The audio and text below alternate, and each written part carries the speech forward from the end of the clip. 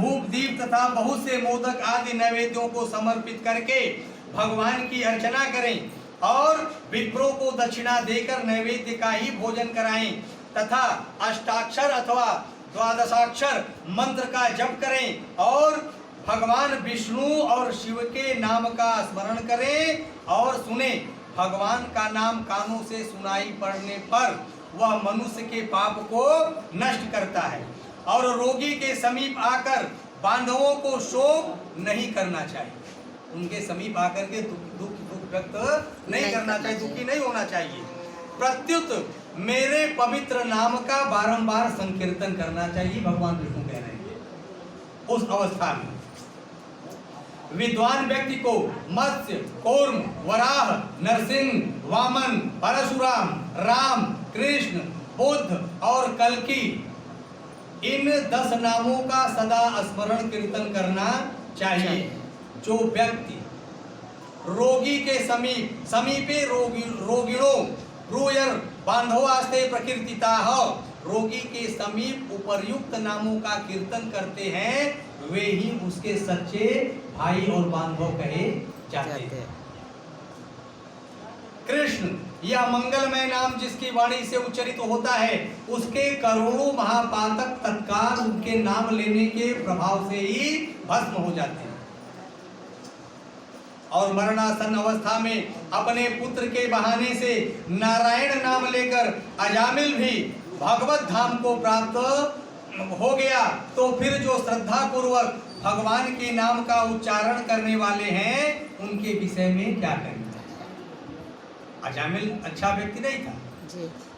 मगर अपने बेटे का नाम नारायण रखा था और आतुर काल में उसने अपने सिर्फ पुत्रों बेटे को बुलाकर के नारायण इधर आओ कह करके अपने जिंदगी भर के पापों को जो खत्म समाप्त करके मोक्ष और सद्गति को प्राप्त कर लिए। तो नाम की महिमा है। और चित्त वृत्ति वाले व्यक्ति के द्वारा भी स्मरण किए जाने पर भगवान उसके समस्त पापों को नष्ट कर देते हैं। जैसे कि अनिच्छा पूर्वक भी अग्नि को अगर स्पर्श करें तो वो जलाती ही है, क्योंकि अग्नि का स्वभाव जलाना ही है। हम जान करके अग्नि में हाथ डालें तो भी जलेगा और अनजाने में भी चला गया तो भी जला देती है।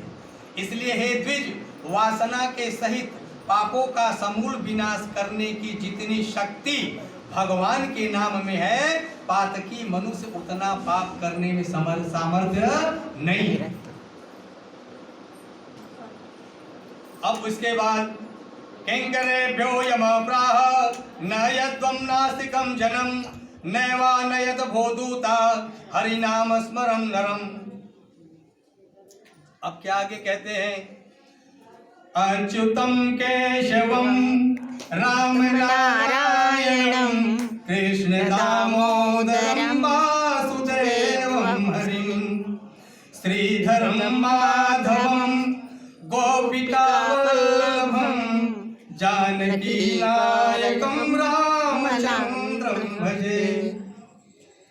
कमल नयन वासुदेव विष्णु धरणीधराच्युत शंख चक्र पाणे भव शरणमितिर्यन्ति ये वै त्यज भट दूर तरेण जातान पापान तानान्नध्वं सतो विन्युखान मुकुंद पादारविंद मकरंद साधशस्त्रम।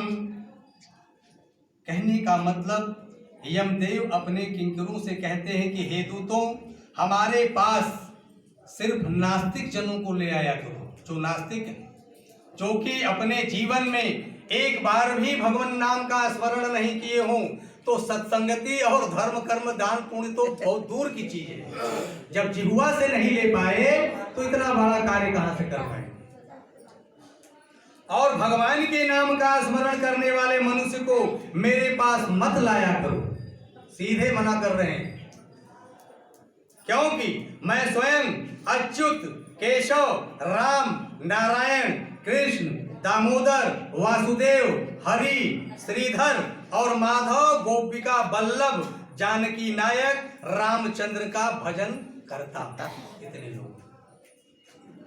हे दूतों, जो व्यक्ति हे कमल नयन, हे वासुदेव, हे विष्णु, हे धरणीधर, हे अच्युत, हे शंख चक्रपाणी, आप मेरे शरणदाता हो, ऐसा कहते हैं। उन निष्पाप व्यक्तियों को तुम दूर से ही छोड़ देना। जो निष्किंचन और रसज्ञ परमहंसों के द्वारा निरंतर आस्वादित भगवान मुकुंद के पादार वृंद मकरंद रस से विमुख हैं, अर्थात भगवत भक्ति से विमुख हैं और नरक के मूल गृहस्थी के प्रपंच में तृष्णा से बद्ध हैं, ऐसे असत पुरुषों को सिर्फ मेरे पास लाया करो। जिनकी जिह्वा भगवान के गुण और नाम का कीर्तन भी नहीं करती, इतने सौभाग्य से मनुष्य का जीवन प्राप्त कर लेने के बाद भी मैं पुनः पुनः ये कह रहा हूं कि जिनकी जिह्वा एक बार भी अपने जन्म से लेकर के मरण तक में भगवत नाम का स्मरण नहीं करती, चित्त भगवान के चरणावृंद का स्मरण नहीं करता और सिर एक बार भी भगवान को प्रणाम नहीं करता, ऐसे विष्णु के आराधना उपासना आदि कृत्यों से रहित असत पुरुषों को मेरे पास ले आओ। इसलिए हे पक्षींद्र, जगत में मंगल स्वरूप भगवान विष्णु का कीर्तन ही एकमात्र महान पापों के आत्यांतिक और एकांतिक निवृत्ति का प्रायश्चित है, ऐसा जानना चाहिए। नारायण से प्रायश्चित्तानि चिरणानि नारायण परांगमुखम, कहने का मतलब नारायण से परांगमुख रहने वाले व्यक्तियों के द्वारा किए गए प्रायश्चित चरण भी दुर्बुद्धि प्राणी को उसी प्रकार पवित्र नहीं करते जैसे मदिरा से भरे घट को गंगा जी सदृश नदियां पवित्र नहीं कर सकती। घड़ा में मदिरा भर के गंगा जी में डूबो दे, वो पवित्र मानी जाएगी? नहीं है, तो मदिरा उसमें, घड़े में तो मदिरा भरा है। तो भगवान कृष्ण के नाम स्मरण से पाप नष्ट हो जाने के कारण जीव नरक को नहीं देखते और स्वप्न में भी कभी यम और यम के दूतों को नहीं देखते। जो व्यक्ति अंधकाल में नंद नंदन भगवान श्री कृष्ण के जिसके पीछे चलते हैं, ऐसी गाय को ब्राह्मण को दान देता है, वह मांस हड्डी और रक्त से परिपूर्ण वैतरणी नदी में नहीं गिरता, अथवा जो मृत्यु के समय में नंद नंदन इस प्रकार की वाणी भगवान नाम का उच्चारण करता है। नंद नंदन कृष्ण भगवान, कृष्ण का भगवान श्री कृष्ण का रंग श्यामला, कृष्णा को मतलब क्या है? काली का, ये भगवान श्री कृष्ण को बहुत काली, तो प्राप्त नहीं करता, शरीर धारण नहीं करता, अर्थात मुक्त हो जाता है। अतः पापों के समूह को नष्ट करने वाले महाविष्णु के नाम का स्मरण करना चाहिए। अथवा गीता या विष्णु सहस्त्र नाम का पठन, बहुत से लोग करते हैं, विष्णु के 100 नाम जो होते हैं सहस्त्र नाम का पाठ करते हैं, पठन अथवा श्रवण करना चाहिए। एकादशी का व्रत, गीता, गंगा जल, तुलसी दल, भगवान विष्णु का चरणामृत और नाम, ये मरण काल में ही मुक्ति देने वाले होते हैं। इसके बाद घृत और सुवर्ण सहित अन्नदान का संकल्प करें। श्रोत्रिय द्विज वेद पाठी ब्राह्मण को सवत्सा गौ का दान करें। हे तार्च, जो मनुष्य अंत काल में थोड़ा या बहुत दान देता है और पुत्र उसका अनुमोदन करता है, वह दान अक्षय होता है। अगर कोई दान दे, हम दान दें और मेरा पुत्र कहे ठीक है पिताजी दे दीजिए, तो वो अक्षय दान होता है, उसका क्षय कभी नहीं होता है। और पिता दान करे, बेटा रोके, अक्षय दान होता है, बेकार। इस प्रकार सत्पुत्र को चाहिए कि अंत काल में सभी प्रकार का दान दिलाए। लोक में धर्मज्ञ पुरुष इसलिए पुत्र के लिए प्रार्थना करते हैं कि भूमि पर स्थित आधी आंख मुदे हुए पिता को देखकर पुत्रों को उनके द्वारा पूर्व संचित धन के विषय में तृष्णा नहीं करनी चाहिए। पिता का इधर प्राणांत हो रहा है, मगर हमारा ध्यान है पिताजी के बक्स में इतने रुपए रखे हैं, पिताजी के अकाउंट में इतने हैं, पिताजी का जमीन इतना है, पिताजी की जमीन हमारे नाम हो जाए, ये सब बिल्कुल नहीं सोचना चाहिए, तृष्णा नहीं करनी चाहिए, लालच नहीं करना चाहिए। और सत्पुत्र के द्वारा दिए गए दान से जब तक उसका पिता जीवित हो तब तक और मृत्यु के अनंतर आदिवाहिक शरीर से भी परलोक के मार्ग में वह दुख नहीं प्राप्त करता है। इसलिए और यह अष्टदान एतत् अष्टदा महादानम महापातक नाशनम अंत काले प्रदातव्यम शृणुतस्य च सत्फलम। यह अष्टदान महापातकों का नाश करने वाला है, अतः अंत काल में इसे अवश्य देना चाहिए। इन दानों का जो उत्तम फल है उसे सुनो। तीनों प्रकार के पवित्र तिल, ये भूरी तिल एक होती होगी, एक सफेद एक काली जी, ये तीन प्रकार की जो तिल है, ये जो है भगवान विष्णु कह रहे हैं इन दानों का जो उत्तम फल है उसे सुनो कि तीनों प्रकार के पवित्र तिल मेरे ही पसीने से उत्पन्न हुए हैं। भगवान विष्णु के पसीने से ये तिल की उत्पत्ति हुई। और असुर, दानव और दैत्य तिल दान से तृप्त होते हैं। श्वेत, कृष्ण तथा कपिल वर्ण के तिल का दान वाणी, मन और शरीर के द्वारा किए गए त्रिविध प्रकार के पापों को नष्ट कर देता है तिल दान देने से। और कुठारो मुसलो दंड खड्गस्य छुरिका तथा शास्त्राणी यम हस्ते च निग्रहे पाप कर्मणाम। लोहे का दान भूमि में हाथ रखकर देना चाहिए। ऐसा करने से वह जीव यम सीमा को नहीं प्राप्त होता है और यम मार्ग में नहीं जाता है। पाप कर्म करने वाले व्यक्तियों का निग्रह करने के लिए यम के हाथ में कुल्हाड़ी, मूसल, दंड और तलवार होता है। तो इस प्रकार से लोहे का दान देने से यमराज प्रसन्न होते हैं, उस जीव को किसी प्रकार का दंड कष्ट नहीं देते।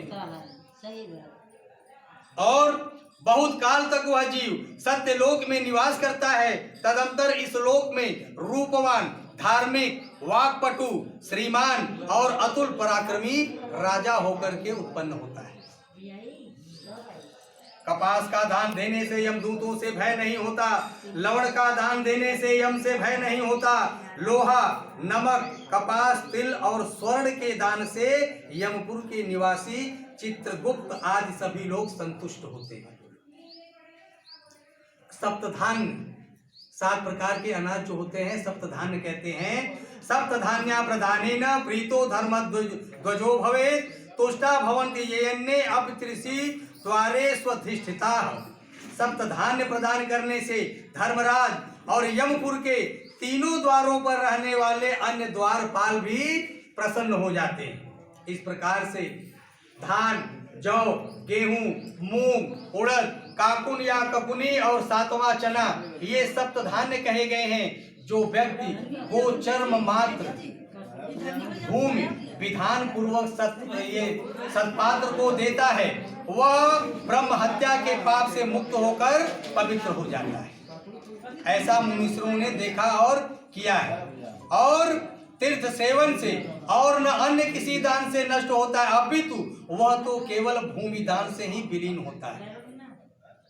घोर से घोर पाप अगर होता है तो गाय गोचर्म मात्र, गाय के चर्म के लिए है, चर्म मात्र अगर भूमि आप दान कर देते हैं तो सारा जो है आपका पाप नष्ट हो जाता है। और ब्राह्मणों को धन धान्य पूर्ण पृथ्वी का दान करता है, वह देवताओं और असुरों से भी पूजित होकर इंद्रलोक में सीधे जाता है। होता अब ये जमाना का हे गरुण जी, अन्य दानों का फल अल्प होता है किंतु पृथ्वी दान का पुण्य दिन प्रतिदिन बढ़ जाता है। भूमि का स्वामी होकर के भी जो ब्राह्मण को भूमि दान नहीं देता वह जन्मांतर में किसी ग्रास में एक कुटिया तक भी नहीं प्राप्त करता है। अगले जन्म में उसे एक कुटिया भी प्राप्त नहीं होती। इस प्रकार से भूमि का दावा तब तक नरक में निवास करता है जब तक शेषनाग पृथ्वी को धारण करते हैं। इसलिए भूमि के स्वामी को भूमि दान करना ही चाहिए। अन्य व्यक्तियों के लिए भूमिदान के स्थान पर मैंने, अगर भूदान न कर सके तो मैंने एक अलग से विधान रखा है, गोदान का विधान रखा है, गौदान कर देना चाहिए। इसके बाद अनंत धेनु का दान करना चाहिए और रुद्र धेनु देनी चाहिए। तदंतर ऋण धेनु देकर अपने जो है मोक्ष धेनु का दान करना चाहिए। इसलिए हे खग, हे गरुण जी, विशेष ध्यान पूर्वक वैतरणी धेनु का दान अवश्य कर देना चाहिए। दान में दी गई गौ में मनुष्य को त्रिविध, आदि भौतिक, आदि दैविक, आध्यात्मिक, ये तीनों प्रकार के पापों से मुक्ति दिलाती है। और अर्थात कहने का मतलब कायिक, वाचिक एवं मानसिक पापों से मुक्ति दिलाती है।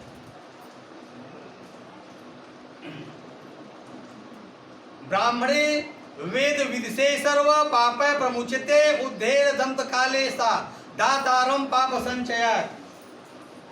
बाल्यावस्था में, कुमारावस्था में, युवावस्था में, वृद्धावस्था में अथवा दूसरे जन्म में, रात में, प्रातः काल, मध्याह्न, अपराह्न और दोनों संध्या कालों में शरीर, मन और वाणी से जो जो पाप किए गए हैं वे सभी पाप तपस्या और सदाचार से युक्त वेदविद ब्राह्मण को उपस्कर युक्त दान सामग्री सहित सवत्सा, अर्थात कहने का मतलब दूध देने वाली कपिला गौ के एक बार दान देने से ये सब जो है नष्ट हो जाते हैं। उपर्युक्त जितने पाप जिन जिन हमारी क्रियाओं इंद्रियों से हुए हैं, एक कपिला गौ सवत्सा दूध देने वाली गाय देने से, दान देने से नष्ट हो जाते हैं। दान में दी गई वह गौ अंत काल में गोदान करने वाले व्यक्ति का संचित पापों से उद्धार कर देती है।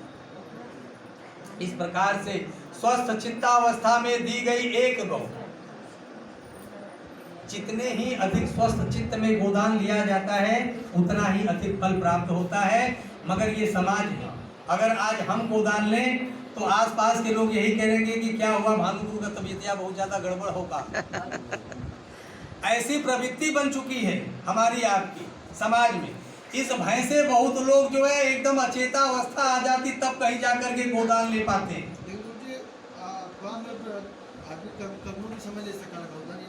बिल्कुल बिल्कुल ले सकते, वही तो बोले कि हम भी ले सकते हैं।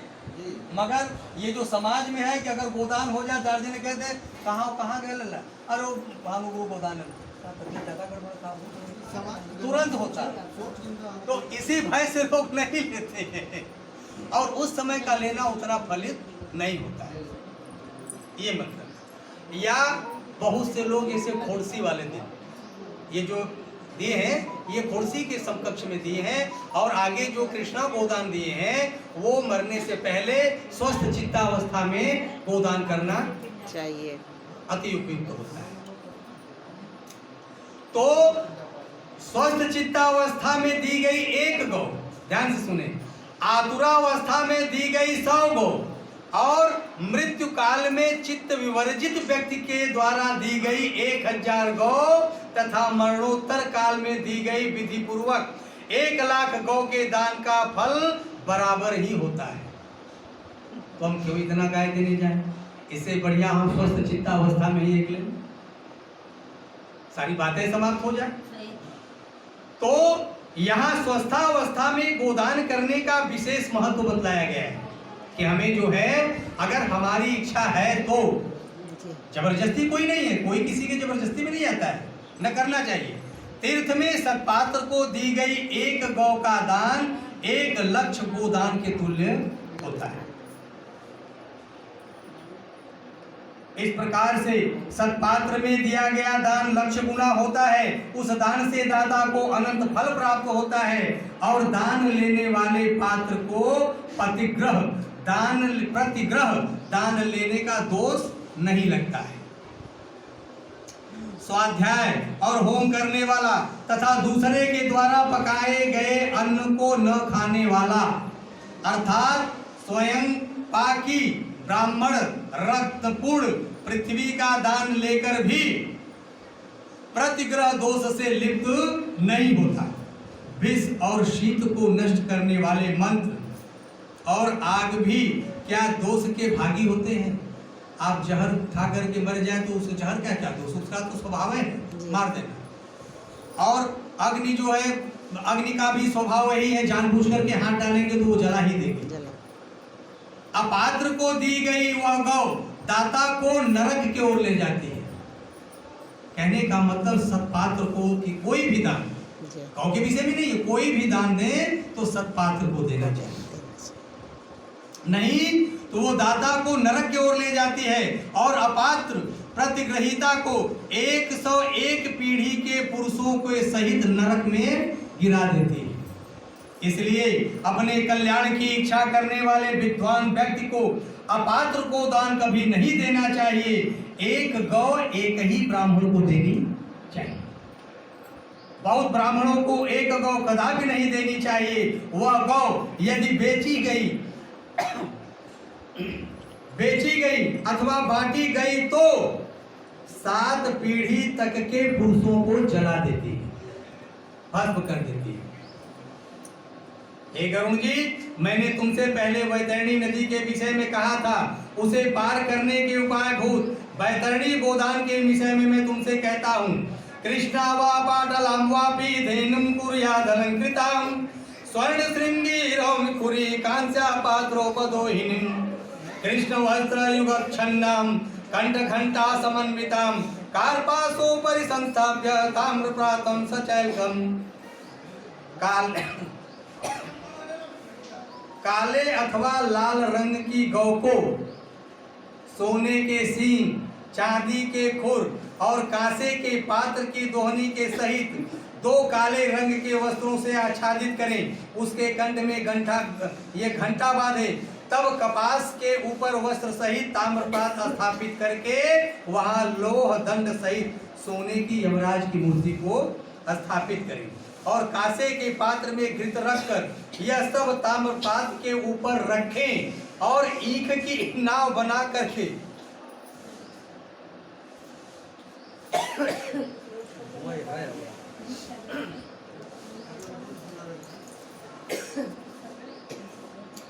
ईख की नाव बनाकर और रेशमी सूत्र से उसे बांधकर भूमि पर गड्ढा खोदे एवं उसमें जल भरकर वह ईख की नाव उसमें डालें।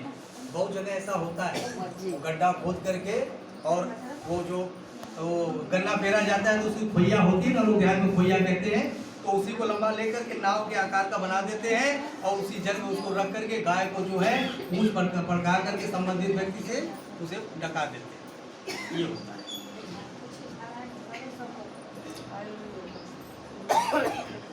उसके समीप सूर्य की देह से उत्पन्न हुई धेनु को खड़ी करें। गाय की उत्पत्ति सूर्य भगवान की देह से क्या है? उसके समीप सूर्य की देह से उत्पन्न हुई धेनु को खड़ी करके शास्त्रीय विधि विधान के अनुसार उसके दान का संकल्प करें और ब्राह्मणों को अलंकार और वस्त्र का दान दें तथा गंध, पुष्प, अक्षत आदि से विधान पूर्वक गाय की गौ माँ की पूजा करें और गौ की पूंछ को पकड़ करके ईख की नाव पर पैर रखकर ब्राह्मण को आगे करके इस मंत्र को पढ़ें।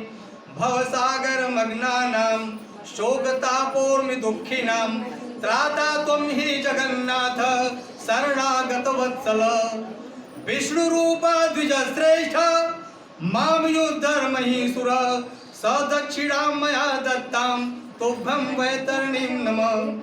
यम मार्गे महाघोरे तां नदीं शतयोजनां तरतु कामो ददाम्येतां तुभ्यं वैतरणीं नमः।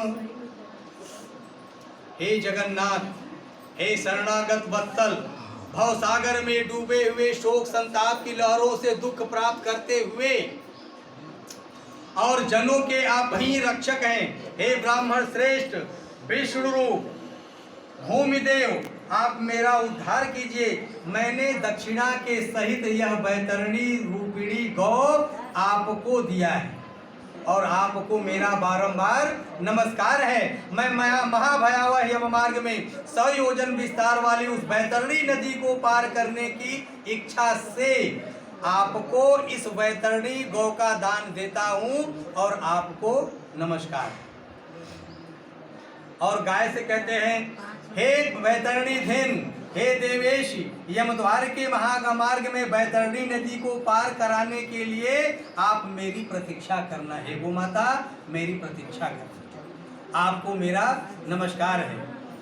मेरे आगे भी गौवें हूँ, मेरे पीछे भी गौवें हूँ, और मेरे हृदय में भी गौवें हूँ, और मैं गौवों के मध्य में निवास करूँ, जो लक्ष्मी सभी प्राणियों में प्रतिष्ठित है तथा जो देवता में प्रतिष्ठित हैं, वे ही धेनु रूपा लक्ष्मी देवी मेरे पाप को नष्ट करें। इस प्रकार मंत्रों से भली भांति प्रार्थना करके हाथ जोड़कर गौ और यम की प्रदक्षिणा करके सब कुछ ब्राह्मण को प्रदान कर देना चाहिए। इस प्रकार जब भी कभी श्रद्धा उत्पन्न हो जाए और जब भी दान के लिए सुपात्र प्राप्त हो जाए, वही समय दान के लिए पुण्य काल कहा जाता है। कोई विशेष काल नहीं है, मगर है मकर संक्रांतियों में, विषु अर्थात मेष और तुलसी की संक्रांति में, व्यतिपात योग में, युगादि तिथियों में तथा अन्य पुण्य कालों में उत्तम गोदान देना चाहिए। इतना दे रहे हैं, फिर भी आगे कह रहे हैं कि जिस भी दिन, किसी भी दिन आपके दिल और दिमाग में श्रद्धा और भक्ति उत्पन्न हो जाए कि ये हमें कार्य कर लेना है, उसे कर लेना चाहिए। इस प्रकार से पृथ्वी पर मनुष्यों के द्वारा जो जो दान दिए जाते हैं, यमलोक के मार्ग में वे सभी आगे आगे उपस्थित हो जाते हैं। महान पुण्य के प्रभाव से मनुष्य जन्म प्राप्त होता है। उस मनुष्य योनि को प्राप्त करके भी जो व्यक्ति धर्माचरण करता है, वह परम गति को प्राप्त करता है। और धर्म को न जानने के कारण ही व्यक्ति संसार में दुख पूर्वक जन्म बारंबार लेता है और मरता है।